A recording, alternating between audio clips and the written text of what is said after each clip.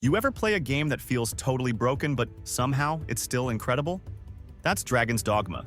It's weird, it's clunky, the story makes zero sense at first, and yet I couldn't stop playing. Because Beneath the Jank is one of the most ambitious and underrated RPGs ever made. If you've never heard of it, or maybe you bounced off it years ago, this might just change your mind. Let me show you why Dragon's Dogma is still one of the wildest fantasy experiences out there. Dragon's Dogma came out back in 2012, and yeah, it definitely wears its age. But here's the thing. It might be one of the weirdest and most ambitious RPGs you've never fully explored.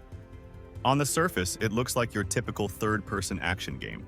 But once you dive in, it starts to feel like a chaotic mashup of Dark Souls, Dragon Age, and something entirely its own. It throws you into a gritty world with massive monsters, deep combat mechanics, and systems that feel ahead of their time, even if they're buried under layers of jank. Then came 2013, and the devs dropped a massive update called Dark Arisen. This wasn't just some minor patch. It added an entire endgame dungeon called Bitter Black Isle, packed with brutal enemies and top-tier loot. And a few years later, in 2016, it finally hit PC, giving a whole new wave of players a shot at the chaos. What makes Dragon's Dogma so fascinating is how it mixes rough edges with brilliance. Yeah, the controls can feel stiff, the menus are a nightmare, and the game doesn't explain anything.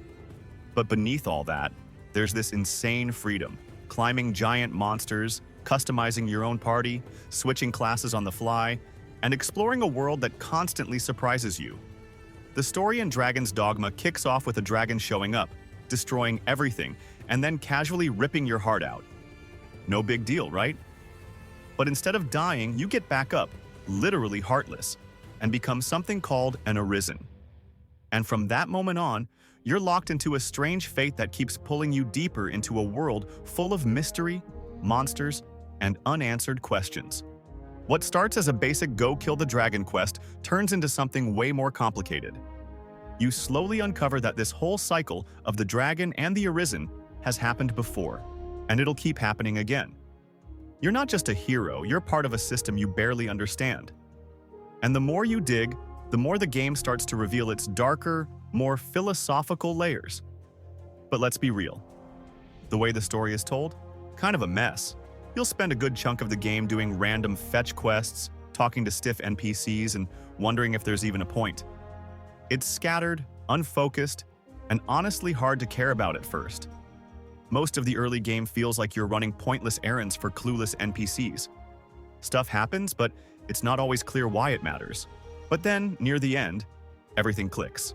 The lore, the themes, the world, it all comes together. And suddenly you realize this game has been hiding something deeper the whole time. It's just buried under hours of slow pacing and weird quest design. So yeah, the story structure might be all over the place, but the actual ideas behind it? They're bold, they stick with you. And if you're patient enough to push through the chaos, the payoff is absolutely worth it. And I'm not even sure if romance really fits under the story category here, but I still want to talk about it. Romance in Dragon's Dogma is weird, not because it's emotional or dramatic, but because it just kind of happens. You're playing the game, doing your thing, and suddenly someone's in love with you. No warning, no flirting, no real build-up. Just boom. You're in a relationship, apparently. The whole system runs on something called affinity. It's basically a hidden stat that tracks how much other characters like you. Help someone out, give them a gift, or even just talk to them a lot, and their affection goes up. The problem is, the game never tells you who's winning that race. So by the time you hit a key story moment, the game randomly picks your true love based on those hidden numbers. Don't get me wrong, the idea of dynamic relationships is cool. You have no idea how hard I cried during Final Fantasy X. But the way Dragon's Dogma handles it, it's like tripping into a relationship just because you bought someone a pie once. It's funny, but also kind of frustrating when you were hoping for someone else. So yeah, if you care who your character ends up with, maybe don't gift random NPCs too many apples. Character creation in Dragon's Dogma is way more than just picking a hairstyle and calling it a day. You can build your Arisen from the ground up, height, weight, body type, facial features, the whole deal. And while it might seem like just visual stuff, some of those choices actually affect gameplay. Taller characters can reach higher ledges more easily, and smaller ones can slip through tight spaces. It's subtle, but it's there. The game starts you off with one of three basic vocations: fighter, strider, or mage. They're pretty simple, kind of like training wheels so you can get used to the basics. But once you make it to the capital, things open up big time. That's when you unlock advanced and hybrid vocations. But the real fun? That's in the hybrid vocations. Mystic Knight lets you mix heavy armor and melee with powerful magic shields and enchanted counters. Magic Archer turns you into a walking artillery unit, firing off homing spells and elemental arrows like it's nothing. Each one not only changes your playstyle, but also how your stats grow when you level up. And no, the game doesn't really explain any of that up front. So if you're into min-maxing, your character's growth path actually starts way earlier than it seems. The class you pick at each stage matters, especially if you're planning to go all in on damage or defense later on. But honestly, for your first run, just build the character you want to play. The world of Dragon's Dogma might not be the biggest out there, but it makes up for that with atmosphere. The game takes place in a gritty medieval land called the Duchy of Grancis, and everything about it feels grounded. No flashy cities or over-the-top fantasy nonsense, just crumbling castles, dangerous forests, and roads that are never safe after dark. You'll spend most of your time traveling on foot, and early on that means a lot of long treks through monster-infested paths. Eventually, you do unlock a kind of fast travel system with fairy stones and port crystals. It's not super generous though. You'll have to plan carefully where you drop those crystals because they're limited. Towns like Cassardis and Grancis serve as your main hubs. They've got shops, side quests, and notice boards with those classic Kill 10 Goblins type missions. Nothing too exciting, but they help break up the tension. These towns are also where most of the story unfolds, so expect to come back to them a lot. And yeah, that means there's a decent amount of backtracking. You'll revisit familiar paths over and over, especially later in the game. And without a solid fast travel system early on, it can get repetitive. But on the flip side, the more time you spend out there, the more familiar the world becomes. You start recognizing shortcuts, planning your trips better, and the tension of traveling never really goes away. Once you step outside the safety of town, Dragon's Dogma turns into a whole different game. The world is crawling with enemies, some small and annoying, others absolutely massive and terrifying. Goblins, wolves, bandits, those are your warm-ups. The real stars here are the big monsters. We're talking cyclopes, chimeras, hydras, the kind of enemies that make you stop and rethink your entire strategy. Combat against these big guys isn't your usual hack and slash. You can actually climb them like in Shadow of the Colossus, cling to their limbs, and stab at weak points. It's chaotic, messy, and awesome. Each fight feels like its own mini-boss battle, and figuring out how to take them down is half the fun. Besides the main storyline, there's a bunch of side quests scattered around the world. Some are tied to characters with their own little arcs, while others come from notice boards in towns. Those tend to be your classic fetch quests: escort this guy, kill 10 of that thing. They're not super deep, but they're fast, give good rewards, and help you level up. The game doesn't hold your hand with this stuff either. You might pick up a quest and not even know where to start until you stumble across it hours later. The game barely explains anything, and one of the weirdest but coolest systems is forgery. Yeah, you can literally duplicate items. There's a guy in Grancis who will clone gear, quest items, whatever you hand him. And while the copies might lose some magic properties, they still work for most objectives. This opens up some clever tricks. Let's say you find a rare quest item, but you really want to keep it. Make a fake one, turn that in, and stash the original for later. This opens up a lot of sneaky strategies. Let's say you find a key item that you know will be taken from you after a quest. Just make a fake one. Hand over the copy, keep the original, and boom, you're set. And when you carry over your gear into New Game Plus, you can even preload your inventory with forged quest items, which lets you speedrun parts of the story on your second playthrough. Yeah, I get a little lazy with New Game Plus. Combat in Dragon's Dogma hits different. It's not just about button mashing. Your class or vocation shapes everything. How you fight, how your stats grow, what gear you can equip, it all depends on that choice. And the game doesn't hold your hand. You start with one of 3 basic vocations, but there are 9 in total. Every time you level up, your stats shift based on your current vocation. So if you're a warrior, you'll get beefy strength gains. Play as a mage, and your magic goes up instead. This creates a hidden layer of strategy. Players who want to min-max their builds will actually switch vocations mid-game just to shape their perfect stat spread. It's wild, and the game never really explains how deep this system goes.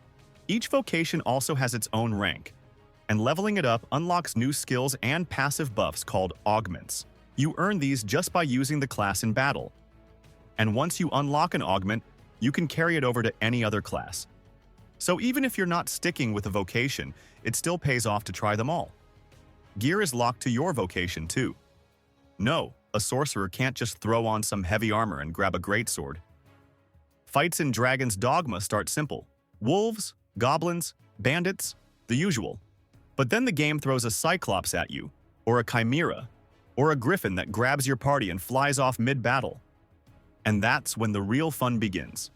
The big enemies in this game are no joke. They've got multiple health bars. They hit like trucks, and most of them won't go down unless you figure out their weak spots. But here's the twist. You can literally climb them.